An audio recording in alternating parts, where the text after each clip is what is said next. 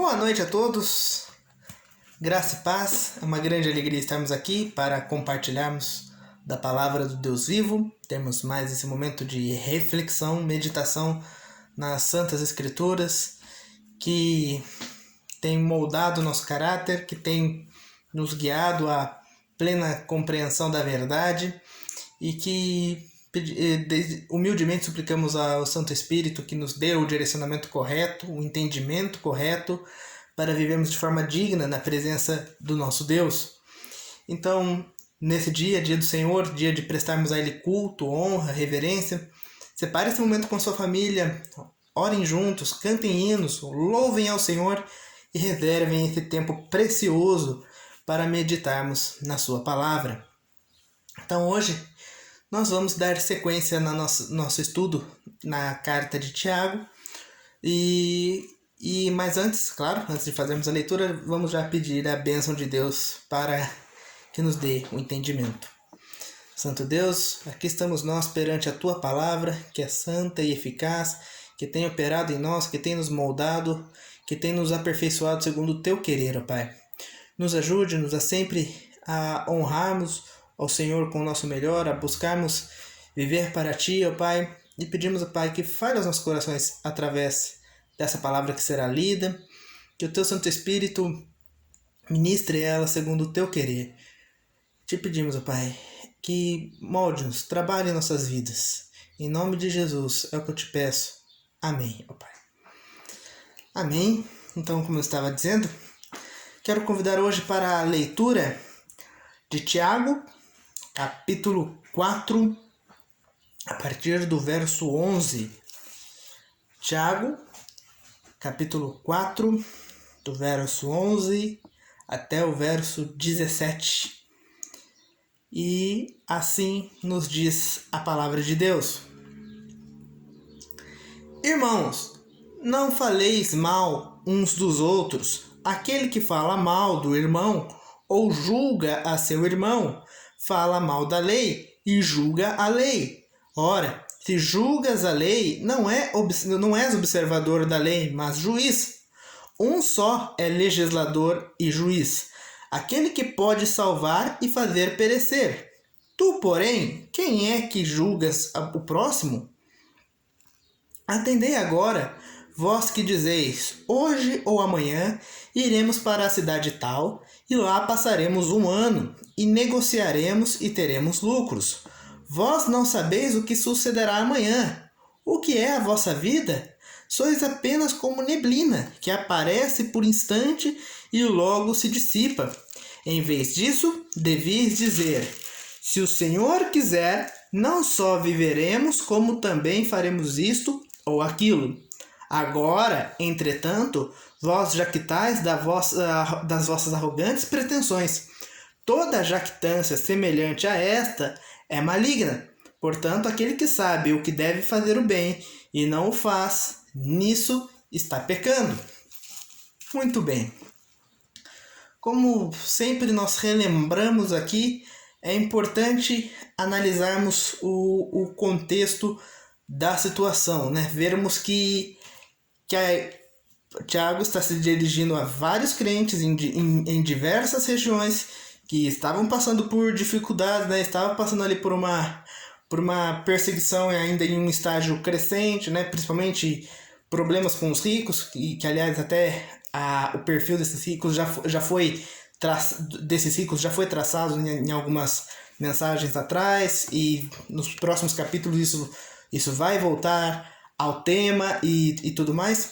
E agora, Tiago ele vem trabalhando de um modo muito especial com aqueles que desejam a posição do ensino, né? Que desejam serem os líderes dentro da igreja, aqueles que querem se responsabilizar pela ministração, pela docência dentro da igreja, né? Tiago já falou para eles que não é bom que todos tenham esse sonho, se não souberem, se não tiverem dimensão da responsabilidade que tem o ministrar, né?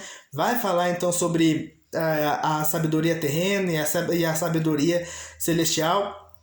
E agora ele talvez ainda nessa parte, ainda falando sobre comportamento, né, sobre a importância do comportamento, aqui agora ele vai falar realmente de uma postura que é até estranho a gente imaginar que fosse um problema para cristãos que estavam em dificuldade, né? Mas que é a jactância. Ou seja, que eram os crentes que estavam agindo com demasiada arrogância, que estavam pensando de si muito mais do que deveriam, que estavam querendo, em seu planejamento ou na sua forma de lidar uns com os outros, alguns estavam querendo se sobrepor ao outro, e talvez até essa fosse a motivação para que muitos quisessem a posição de líderes, né? que muitos quisessem a posição de mestres para dentro da igreja.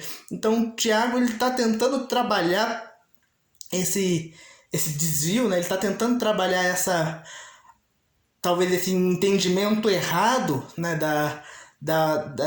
de status que havia dentro da igreja, né, porque isso parece ser um problema corrente, inclusive até mais ainda a gente viu lá atrás que havia problema até mesmo de discriminação socioeconômica dentro da igreja, né? Quando entrava um rico era tratado com mais prestígio do que quando entrava um pobre dentro da sinagoga.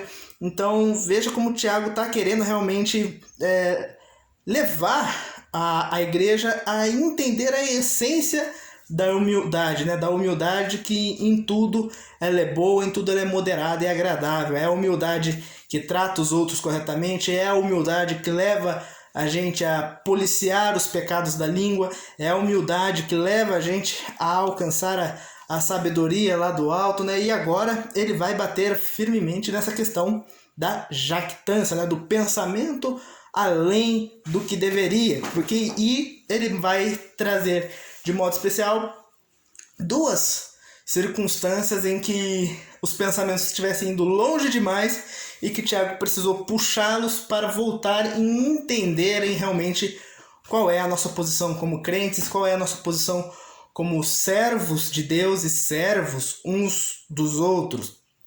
Então, por isso que hoje nós vamos ver como que Tiago faz com que aquela igreja, que a igreja do passado, entendessem, né, o seu lugar, né, que deixassem de lado a arrogância e a soberba, que até foi dito nos versículos anteriores, né, que a soberba é claramente reprovada aos olhos de Deus, né? Deus resiste aos soberbos, mas dá graça aos humildes. Finaliza de novo com a parte falando que humilhai-vos na presença do Senhor e Ele vos exaltará. Então, ele vai essas duas ocorrências que ele vai explicar e advertir para que a igreja, para que os crentes entendessem de fato o seu lugar. E como? Mostrando o lugar de Deus. Como isso? Vamos lá. Primeiro, os dois versos que nós lemos, o 11 e o 12. Irmãos, não faleis mal uns dos outros. Aquele que fala mal dos irmãos ou julga seu irmão, fala mal da lei e julga a lei. Ora, se julgas a lei, não és observador da lei, mas juiz. Um só é legislador e juiz, aquele que pode salvar e fazer perecer. Tu, porém, quem és que julgas o próximo? Tu, porém, quem és que julga o próximo? Ou seja, quem é você para realmente se pôr na condição de falar mal, de maldizer, né, ou até mesmo de difamar o outro? O que eu quero dizer com esses primeiros dois versos? Que Tiago quer mostrar para eles claramente o seguinte: Deus é o nosso juiz. É claro que quando ele fala aqui que nós não podemos nos pôr na cadeira para julgar, nós não podemos nos assentar para emitir palavras condenatórias, de querer já levar, quase que executar juízo sobre a vida das outras pessoas, porque somente um é quem tem poder para isso. Apenas um tem poder tanto para salvar, como também para fazer perecer as nossas vidas. De quem que ele está falando? É claro que está falando de Cristo.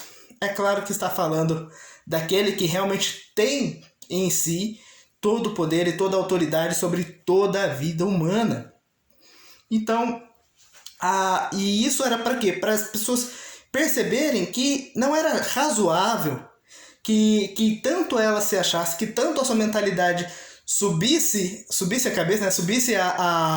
Inflasse os seus egos para se sentirem superiores aos outros. Porque antes disso, antes de difamar o outro, antes de querer atacar o outro com as palavras, Tiago deixa claro que, na verdade, eles estão se sentindo superiores até mesmo à própria lei de Deus.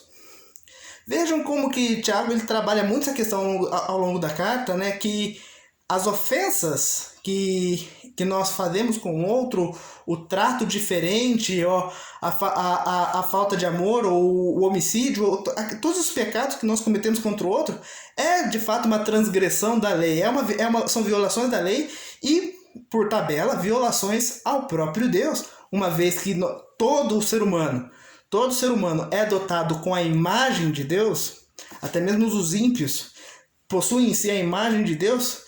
Quando ofendidos, são de certa forma uma transgressão também para o próprio Deus. Por isso quem fala mal uns dos outros, ou seja, quem peca pela maledicência, né, pela contenda, pela blasfêmia, pela injúria, pela mentira, está também agredindo, está ofendendo ao outro. Isso também, de certa forma, remete ao tanto que o Tiago falou.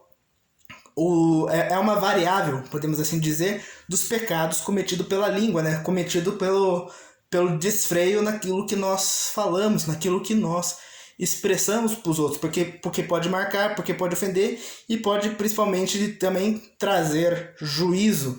E quando nós fazemos isso, quando nós falamos mal um do outro, o que nós fazemos? Nós queremos usurpar a cadeira de Deus.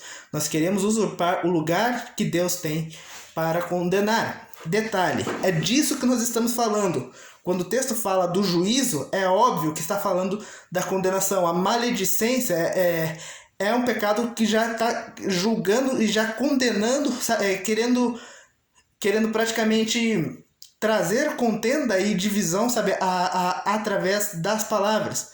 Tiago não está falando aqui, tampouco esse texto é uma proibição ao senso crítico que os crentes devem ter, principalmente para discernir entre o bem e o mal, e principalmente para reprovar atitudes que são pecaminosas. Não é porque Tiago fala dessa forma que é para a igreja aceitar os pecados uns dos outros como se fossem coisas normais e pensar, não, se eu sei que tem adultério dentro da igreja, se eu flagrei alguém da igreja fazendo algo errado, eu não posso fazer nada porque eu não posso julgar. Não é isso. A Bíblia nos dá material mais que suficiente para discernirmos e para repreendermos, exortarmos uns aos outros em amor. Ela nos dá um método para tratarmos uma situação que precisa ser tratada. E o método, com certeza, não é através da fofoca. Não é através do discurso para alheios. Até porque, geralmente, quando a gente fala mal uns dos outros, o que isso produz em nós? Senso de superioridade. Nós nos sentimos melhores do que os outros. Nós nos sentimos moralmente superiores àquela pessoa que geralmente de quem nós tratamos, de quem nós fazemos fofoca santa. E é claro que Tiago vai falar, quer fazer fofoca santa, quer ficar apontando e difamando, agredindo a reputação do outro, você está usurpando o lugar de Deus. Ao invés de estar indo lá tratando com a pessoa, ajudando a pessoa, se de fato há um pecado, se de fato há um erro que precise ser corrigido, que precise de repreensão, ali nós pecamos. Então entender que somente Deus é o juiz, que somente Deus é quem realmente traz tanto a redenção como a condenação para as nossas vidas, é importante para baixarmos a crista e entendermos que não somos superiores uns aos outros. Que todos, perante Deus, estão no banco dos réus, né? E não como advogado e nem como juiz, né? Nós sabemos que essa função pertence somente ao Senhor. Amém? E continuando, agora do verso 13 até o verso 15. Diz a palavra de Deus: Atendei agora vós que dizeis: Hoje ou amanhã iremos para a cidade tal, e lá passaremos 1 ano e negociaremos e teremos lucros. Vós não sabeis o que sucederá amanhã. O que é a vossa vida? Sois apenas como neblina, que aparece por um instante e logo se dissipa. Em vez disso, devíeis dizer: se o Senhor quiser, não só viveremos, como também faremos isto ou aquilo. Ou seja, num primeiro momento nós vimos aqui que Tiago tanto ele fala para... quando ele falou do falar mal, né? Ele falou, olha, presta atenção vocês que estão falando mal dos outros, vocês não estão querendo se colocar acima da lei, e só existe uma pessoa que faz a lei e que faz cumprir a lei, que é o próprio Deus. E agora ele fala, olha, vocês que ficam fazendo planos aí e tem muita pretensão, tem muita convicções das suas próprias ideias, lembre-se, vocês não são nada. A sua vida é como uma neblina, ou seja, ela é passageira. Muitas passagens da Bíblia, mas de modo muito especial o Salmo de número 90, o que foi escrito por Moisés, ele tratam a vida humana como algo extremamente trivial, porque é passageiro. A vida humana, se comparado à eternidade de Deus, realmente não é nada. E nossa vida não é só passageira em termos de duração, né? Considerando uma pessoa que tem uma vida vasta ali, aos 80, 90 anos de idade, não só esse tempo é curto demais, se comparado ao curso da história, ao curso da própria existência de Deus, que é infinito, como também até mesmo esse período é muito frágil, porque hoje nós estamos bem, hoje podemos ter toda a nossa vida no lugar, e às vezes num estalar de dedos, de uma noite para o dia, tudo pode acontecer. O emprego que a gente tem pode se perder, uma viagem pode ser cancelada, doenças podem acontecer, pandemias podem acontecer, guerras podem acontecer, relacionamentos podem se desfazer. A verdade é que a nossa própria existência está atrelada a uma gama de variáveis que está fora de nós. O fato, para nós estarmos aqui, para eu estar aqui hoje, gravando esse vídeo, falando com vocês, eu dependo de uma série de variáveis para estar aqui. A minha saúde tem que estar ok, o meu tempo tem que estar ok, eu preciso ter recurso suficiente para fazer essa gravação, eu preciso ter tempo hábil para a preparação da mensagem bíblica, eu precisei estar bem para o preparo da mensagem. Tudo isso dependeu de muitos fatores que estão alheios a mim, que não dependem de mim, e há muitas pessoas que colocam plena confiança nas suas atitudes, nos seus planos, e botam tanta convicção como se fossem senhores e donos do seu próprio destino. Mas a verdade é que Deus é o governador. Deus é quem nos julga, né? Deus é quem julga todas as nossas ações, então por isso que nós não podemos querer ter essa postura de condenar uns aos outros, e também é Deus quem nos governa. Entender que mesmo que a gente se prepare e estude e seja capacitado, nós não podemos controlar, nem mesmo aumentar um côvado sequer da nossa existência, nem mesmo esticar a nossa vida, que seja por mais 15 dias de vida. Nada nós podemos fazer sem que Deus assim permita. Pretensão, mais uma vez jactância, é pensar acima de si, pensar mais do que si, acreditar que nós podemos controlar isso, porque pensar, amanhã eu vou para tal cidade, amanhã eu vou para o trabalho, vou fechar um negócio fabuloso, vou voltar para casa muito mais rico, muito mais próspero do que sou hoje. Isso não depende de você. Você não temos essa credencial, não temos essa rédea nas nossas mãos. Mas mais uma vez eu preciso fazer uma observação aqui para não dar um mal entendimento. Assim como no falar mal, Tiago não está proibindo que haja realmente a sabedoria para discernir entre as coisas certas e erradas, e que não haja realmente, de certa forma, a possibilidade de tratar, né, de corrigir o que é errado.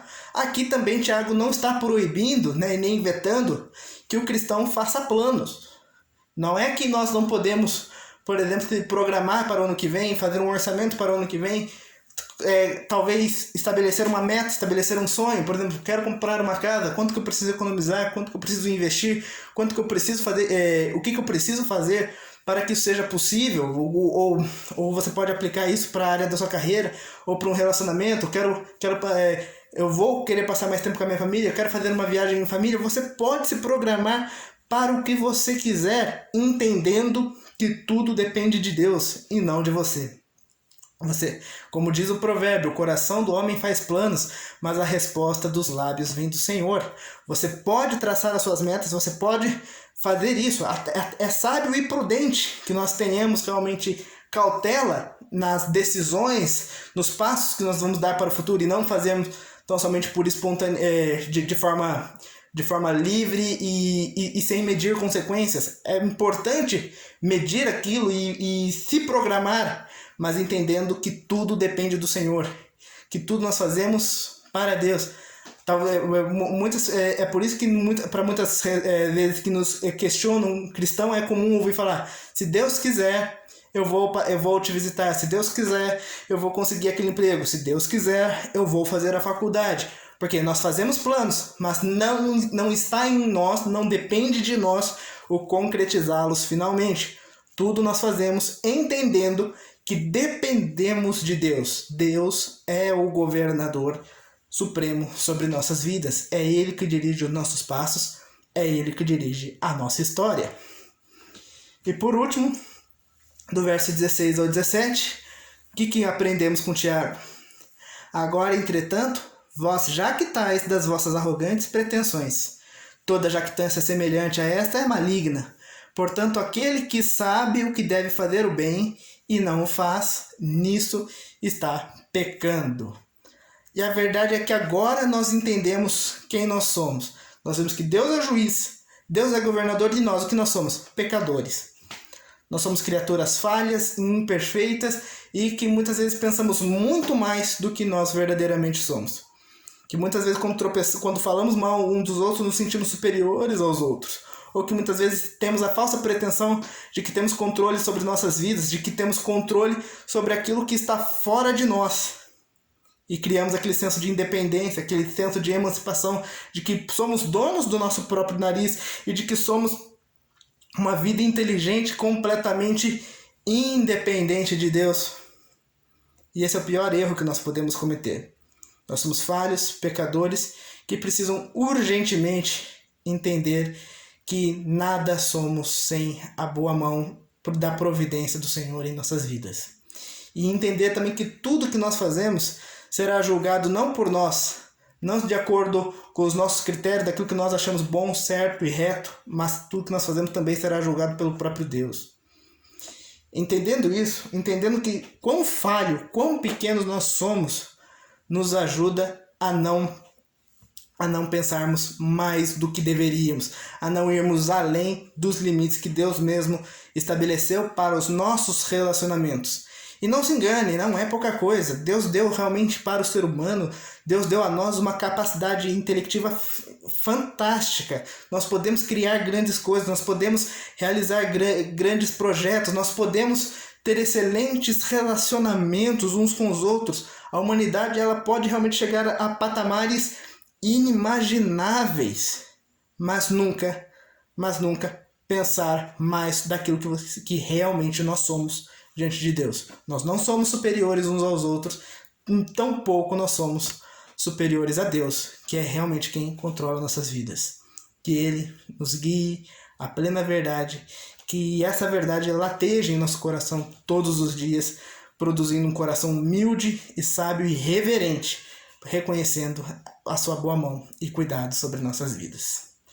Bendito Deus, obrigado mais uma vez por essa palavra.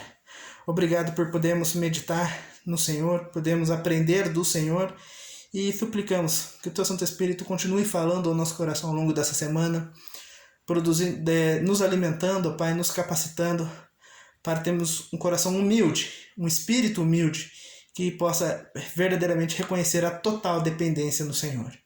Por tudo nós te louvamos e pedimos perdão pelos nossos pecados. Seja conosco na semana, abençoe cada família de cada um que tem me assistido nesse momento. Em nome de Jesus. Amém.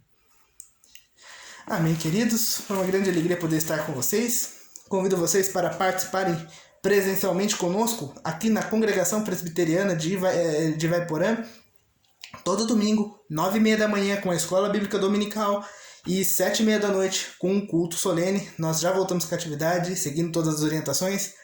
Terça-feira, na página da Igreja Presbiteriana de Ivaiporã, temos as lives das reuniões de oração, então convido vocês para assistirem e participarem conosco toda terça-feira, 8 horas. Nessa quarta-feira, dia 28, às 7h30 da noite, lá na igreja, na Avenida Tancredo Neves, número 159, nós teremos a ministração da Santa Ceia do Senhor, com a participação do pastor Sérgio. Então convido vocês a participarem da mesa do Senhor juntamente conosco, para celebrarmos esse momento como igreja. Amém? Desejo a vocês uma boa semana, que Deus os abençoe. Tchau, tchau.